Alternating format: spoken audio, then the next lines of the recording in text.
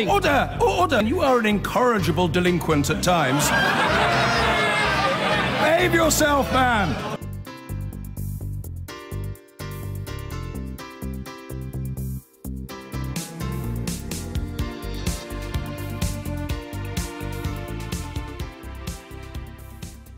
Homelessness in the UK is a growing crisis, and one that outreach workers say that they are struggling to manage. The single biggest factor is that people can't keep up with surging rent prices, forcing many out onto the streets. In the London borough of Newham, 1 in 25 people are homeless. Sky's Tom Rayner has a special report now on the homelessness crisis.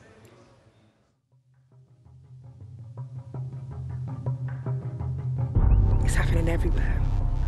It's happening everywhere.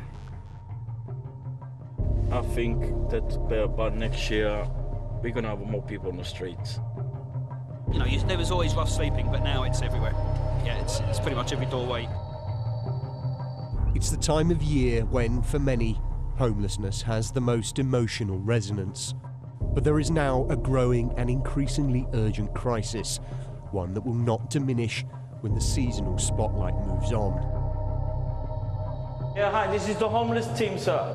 This is the story of those who see homelessness up close, who are warning of something new and alarming.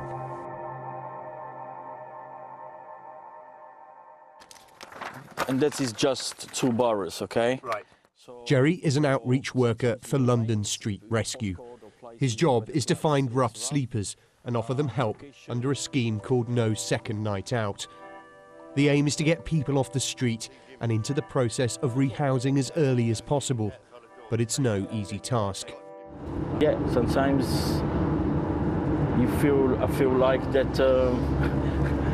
it's a losing battle, you know. Sometimes I don't know where to start. We have a lot of young people, 18 and over. I think that by next year, we're going to have more people on the streets. You know, it's going to be people that they cannot keep up with the rent, you know, and it's not new to us to have a client that he got a job, minimum wage, but yeah, he can't pay the rent. Each night he gets a list of reported rough sleepers that filter in from charities, the police and the public, and goes to find them. Abdul? Yeah, hi, this is the homeless team, sir. So how long you been homeless, brother? 3 days. 3 days. So Jerry received a referral saying that there was a young man sleeping in the stairwell of this block of flats. He's just approached him, he's speaking to him, trying to offer him some advice and support and trying to advise him where he can go, which isn't this, to spend the rest of the night. The young man didn't want help, uneasy about coming to the assessment centre where the process of trying to house him would begin. We tried to tell him that it's just for short time, you know, usually every 3 days they're moving people. That's why I called an assessment centre, and it's just the stepping point to move up to a hostel or sharing accommodation. But I said no, I'd rather to be homeless. I mean, How frustrating is that for you? It's very. I mean, at the end of the day, you know, it's nothing else that I can offer him. Technically, I gotta put it down that he refused any help. So now it's going to be on a database. And this offer of No Second Night Out is gone. He can never go back. Because I found him, I verified him that he's homeless, and it's going to be on the database from tonight. So it's not going to be a new rough sleeper. It's going to be known rough sleeper. So now it just made this... So his whole options have just changed? Changed completely. But Jerry pressed on, following his list. That refusal leaving open a possible space for somebody else.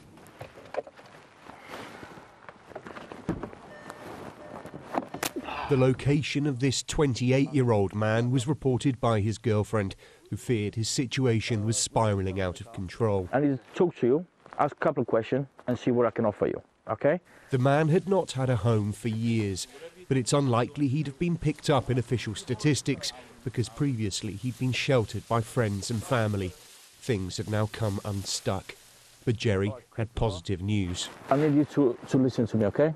The good news is that you're coming off the street tonight, okay? This place is one big room, and everybody sleeps there, on the floor. How much does it mean to you that they've managed to find you this place tonight? It means so much to me. It means a lot, and I could cry about it, but I don't want to right now. But his girlfriend was tormented by how many others are facing the same problem. It's happening everywhere.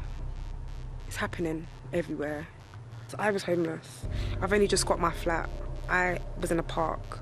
There's so many people out here that need help, and there's just not enough support. There's not enough support. There's not enough support. Even a single night on the street poses dire risks, particularly for the most vulnerable, which is why the youth homelessness charity DePaul UK started a scheme called Night Stop. Nicola Holden is one of around 600 vetted volunteers nationwide who offer young homeless people a bed for the night in their family homes to ensure they don't have to spend a night on the streets. They have some toiletries which they can use. Since she joined the scheme, over 100 young people with no other option have slept a night in this room, some as young as 16. They're not coming into a shelter where there'd be 15, 20 other people who may have a variety of more high-risk problems, and they could be slightly more vulnerable. So they're in a family home, and so it probably feels a little bit safer for them. And there may be the opportunity for them to talk a little bit and just be in a sort of kind environment. It gives people the opportunity to see that there are people who care, and maybe gives them a slightly better view on humanity than maybe they've had in their experience. But for many, such sanctuary is not an option. Instead, the kindness of volunteers is to be found on the street. Since the group was launched a year ago, Friends of Essex and London Homeless regularly hand out donations in central London. We've got turkey dinners for everybody, we've got Christmas presents for everybody tonight. We normally give out clothes as well and toiletries, but because we've got the Christmas boxes, that's going to take care of that tonight. Some of those volunteering have been homeless themselves and know how quickly it can happen. Some nutrients can only put you up for so long. You can't put you up full term. So then you do find yourself on the streets. So it can happen to anyone at any given time like that. Do you want sugar as well? Alongside them, a group of black cab drivers run a project called Taxi Warm Clothing, which donates sleeping bags, blankets and coats from their vehicles. Each Wednesday night, they also provide tea, coffee and leftover sandwiches donated by the food chain Eat. I've seen it grow, seen it, when I started driving a cab years ago, there was always rough sleeping, but now it's everywhere. Yeah, it's pretty much every doorway. I never get used to it. I find it horrifying every week. Every week I come here and I feel the same. With local authorities struggling to provide temporary accommodation or hostel spaces to everyone in need, a growing number of people are being referred to night shelters. Gary first came to the Manchester City mission from the streets. I was either staying in bus stations or on trams or in alleyways. Now he volunteers to help others in the same situation. It's a stepping stone because, as I say, from here you can, depending on how determined you are, you can get on somewhere. Those who run this shelter say providing that space to find help is vital. People come in, they're tired, they're hungry, they've been on the streets, they're a bit scared, and they get a chance to settle down, they get some decent night's sleep, they're looked after, and they come out of survival mode, and people can work with them. And we look after them, and we befriend them, and we help them to take the next step on their journey. But the pressures on places like this are mounting.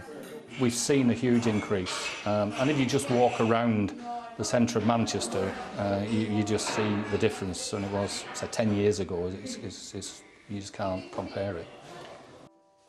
It's a similar situation in the church and faith centres opening their doors across the country, like this Reformed synagogue in North London. Housing Justice, a charity which coordinates a nationwide network of temporary night shelters like this, say they're seeing a new picture emerging. If you went back 10 years and spoke to shelter projects, it would be rare, I think, that you'd have people in those shelter projects who worked. Now it's actually quite common. We were just speaking earlier about the number of people they're getting in who are in work, but also the effect of welfare reform. particularly Universal Credit, are having an increase in shelter numbers. The reason for the changing nature of homelessness can be seen in the official figures. The lines along the bottom of this graph show factors like parents no longer being able to offer accommodation, relationship breakdowns and mortgage arrears. As causes of homelessness, they have remained relatively constant. But since 2010, the number of people who are unable to find a new home at the end of a private rental tenancy has rocketed, making it by far the single biggest factor in the current crisis. It's a problem that is particularly pronounced in London, where surging rent prices have left those in low-paid work most at risk.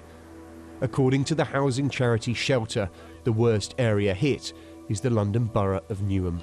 1 in 25 residents of this borough are homeless. It's the highest ratio of anywhere in the country, and the vast majority are in temporary accommodation, but in some cases they've had to take that accommodation many, many miles away in a whole different local authority zone. The council here say they're doing their best, but they are under immense pressure and need more help from central government to deal with the crisis.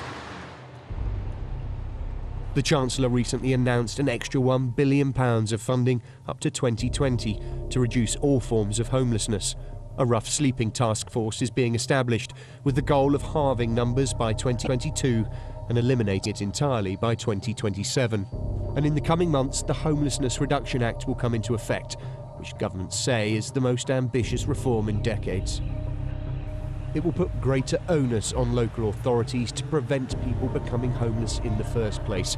But already councils are warning they'll need more funding than is currently being offered to meet the new responsibilities. Jerry has sympathy with that argument.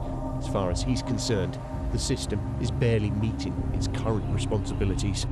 We need more support, that's what we need, and I do understand, the local authority, they got problem as well, because there is no properties that they can put all these clients in on a night.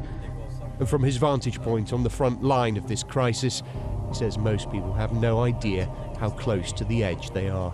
Millions of people, they are 1 month away to become homeless. If they lose their job or something happened to them, they probably got enough money to pay 1 month rent or maybe 2 months rent. After that, they got no more money left and they become homeless. Definitely.